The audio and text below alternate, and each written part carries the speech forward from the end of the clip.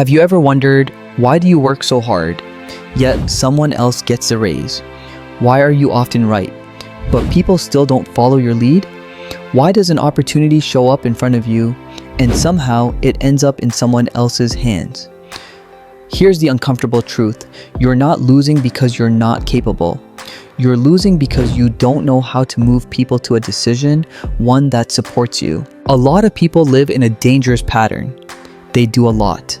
They think clearly, but they stay passive. You wait for your boss to notice you. You wait for customers to decide on their own. You wait for people to magically understand your value. But life doesn't work like that. The person who gets others to say yes holds leverage. The person who only explains waits to be chosen. What's the most common lie people tell themselves?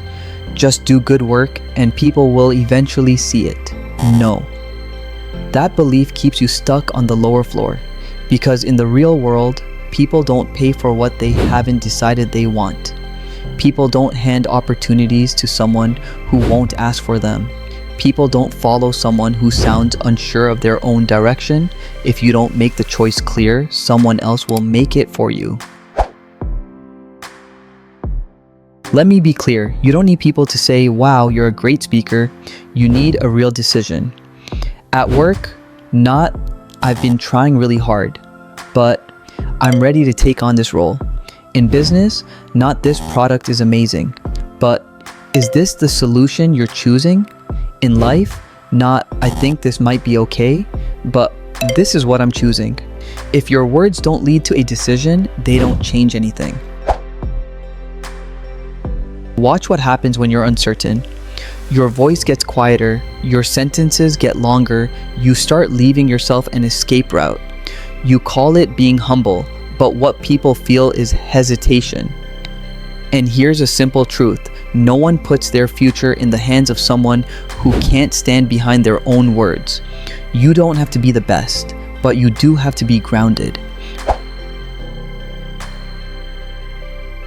This is where the gap forms. Most people quit after 1 or 2 no's, but in real life, people need time. They compare options. They wrestle with their own fear. Decisions usually come after repeated contact, not the first attempt.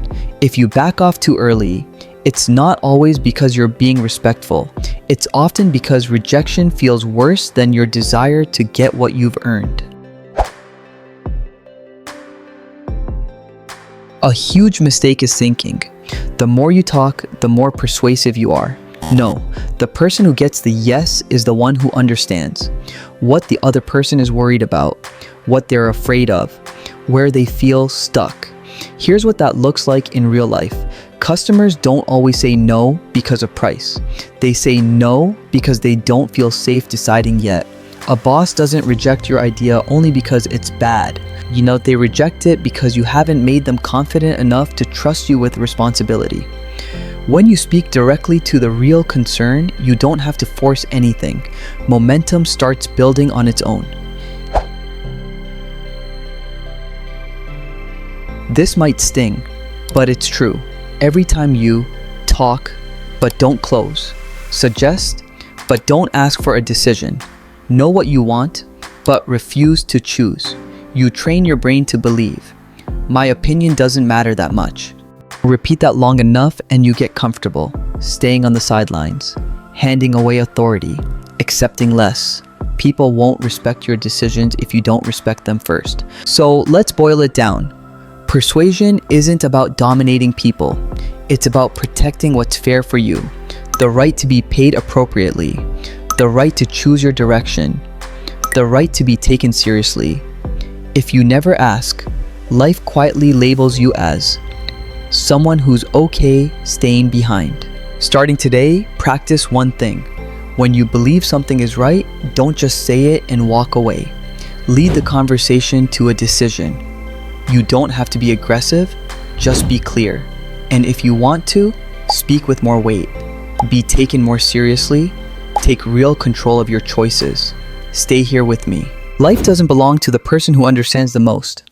It belongs to the person who dares to decide and dares to invite others to decide with them.